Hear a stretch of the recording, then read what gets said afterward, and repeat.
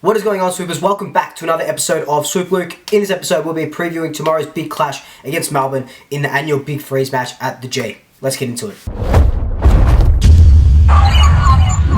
So, tomorrow, Collingwood take on Melbourne in, like I said, the Big Freeze game at the G, Big Freeze number 8. It is going to be a huge game. Mainly, the football's a sideshow to what this actual cause is about. It's about fighting M&D. We're doing it for Neil Danaher. We are his voice this year. He is just, if I can not talk about football for a second, he is such an amazing person.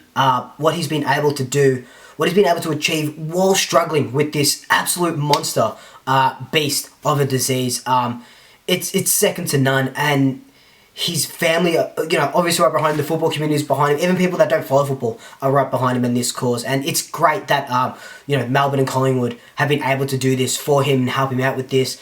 Everyone going down the slide and stuff like that. It's just, you feel so proud of the footballing and, the Australian community for getting behind this. And, power to him. I wish him all the best. To bring this into the light as well, It's a bastard. It's a bastard of a disease, and he's raised so much money. Him and the team have raised so much money, and what else to say than he's an absolute champion. And my love and thoughts go out to him, his family, through obviously these hard few years. But he's just going to keep fighting, and that's what we love to see, and that's what it's all about. So now the game. It's a huge game as well for a lot of reasons. Melbourne have lost 2 on the trot. The Pies have won a couple of games in a row. So it is crazy. We haven't won 3 games in a row since 2019. We've done that. I can't remember the last time we won 4 games in a row. So it's going to be interesting. Interesting to say the least. Because the main question is not if Collingwood can win or not. Because we know that we can. We've beaten 2 top 4 sides in Fremantle and then in Carlton. And we beat Hawthorn, and they just really nearly beat Fremantle. And they were a good side when we versed them, Hawthorn. So it's not about if we can beat them. The main question is, will Melbourne go 3 games without a win? Obviously, they're on 2 games. They've got no Stephen May. Tomlinson comes out of that team as well. Their backline is a little bit depleted. You can see without May, that's pretty much why they lost their last 2 games. But you can't discredit them for that because they are a premiership side. They'll probably go on and win back-to-back. You'd rather be losing games now than losing games in August, September. So they'll probably go back-to-back. That's fine. Can we beat them? We've beaten them, I think, 4 of the last 5 Queen's Birthday games. We've won 3 Queen's Birthday games. You remember that Buckley, it was his last game in charge last season, and we were way worse. Way in such a worse position than we are now, obviously, last season. And we were able to beat them. So we were the only team that couldn't beat last year. So yeah, I don't know if that says anything, but it's pretty good. We can win. How are we going to win though? Their backs are against the wall. There's a lot of those infighting, that turmoil. 2 losses in a row. They are going to come out. They are going to be so goddamn hungry. And it's not like we're a bottom 4 side now. We're vying for a top 8 position. They will want to knock us off and show that they've got some credibility back. Last week when I was previewing the Hawthorn game, I said if we can win one of these 2 games, I'd be very happy. At the start of the season, obviously I didn't have us this high at all, winning this many games. Definitely didn't have us beating Melbourne. If we lose to Melbourne, I think that's okay as long as we put up a fight. But in saying that, like I said, I think we can knock them off tomorrow. And I think we can kind of start building a momentum, start building a charge to August. I'm not saying that we won't lose another game for the rest of the season, but we can start building up that sort of barrier between us and the rest of the bottom 10, trying to sneak into that 7th, 8th position. But, Melbourne is going to be that hurdle that you need to overcome. We saw the benchmark teams where we were with like Hawthorn and Essendon, and then we beat the teams that were on top of us, like Carlton, like Fremantle. We saw what we did against Geelong, we saw what we did against Brisbane. Melbourne, they're right up here. They're right up here, right at the top. So, if we want to make a statement in the AFL world, there's nothing better than making a statement against the Melbourne side that have got their backs against the wall, who are going to give us absolutely everything. If we can stand tall, that'll go a long way in our season. Melbourne are number 1 for a reason. They get the most inside 50s. They're one of the best teams defensively of keeping their opponents to a low score, keeping their opponents to like low inside 50s, low hitouts, low points. So they are a good defensive team. But the last 2 weeks we've seen them crumble a little bit, especially without their leader, May, down the back. Their forwards aren't firing like they used to. I think Brown hasn't kicked a goal for a couple of weeks. Obviously, McDonald's gone out with that injury, so he won't be playing for like 10 weeks or something like that. It's our time to strike now, and we see that we are a very good pressure side. Look, I'll admit we are going to get smashed in the ruck. Gawn is just going to eat us up, but that's fine. We saw us get eaten up by Jared Witts against Gold Coast. So I'm not too fussed about that as long as our midfield know that. And I can guarantee you that, look, Darcy Cameron's holding his own. I love that. And Cox will hold his own as well. But, going up against Gawn.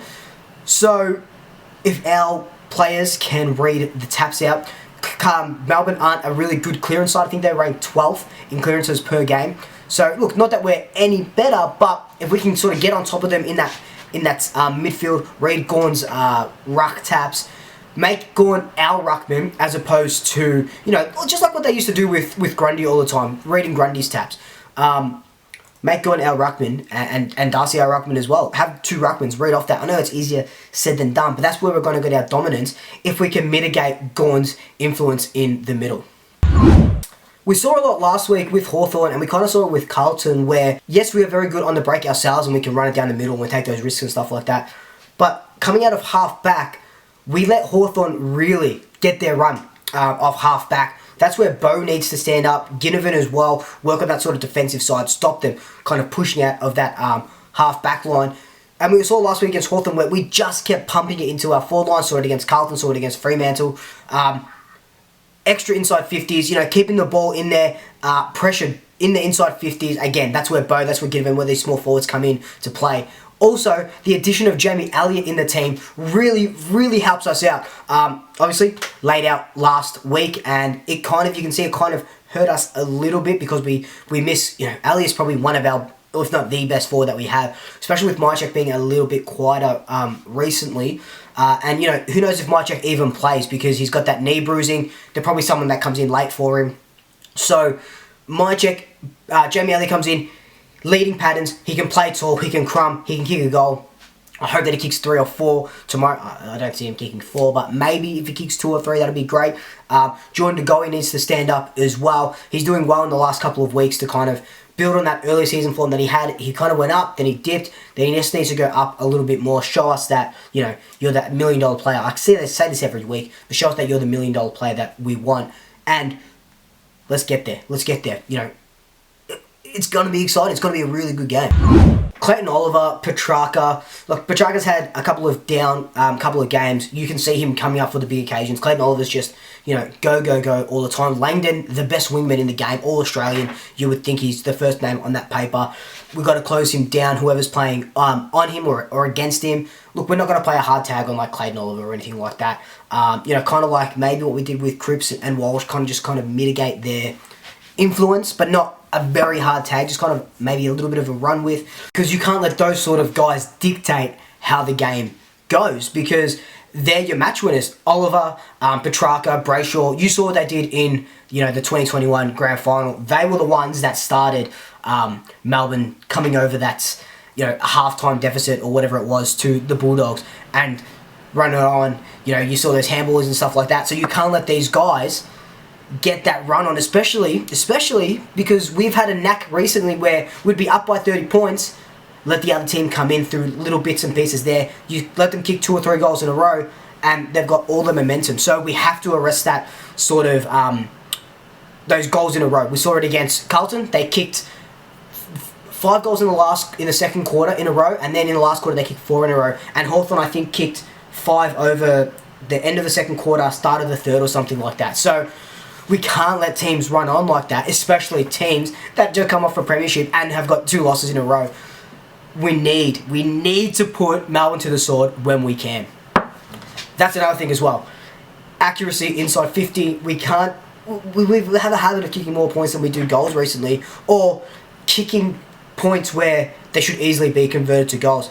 it looks like it's going to be raining on Monday as well, so we know how good we are in the wet. We showed that against Fremantle, showed that in the dying minutes, or the dying couple quarters against Hawthorn as well. That's when, Fremantle, we got 90 tackles when we were, when it was in the wet. That's when our pressure really comes out to play, that wet ball. So, I think we're well placed to win this game. My big call is that Gilman's going to kick 4 goals, and the Pies are going to win by, this is going to bite me on the arse. The Pies are going to win by 24 points though.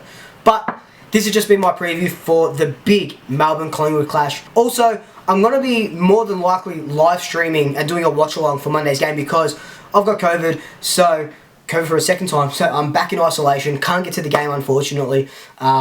So we'll do a watch-along. If you can't get to the game either, we'll watch it together. But until then, like, comment, subscribe, tell your family, tell your friends, tell your best, and until next time, double shackers, I'll swoop you later.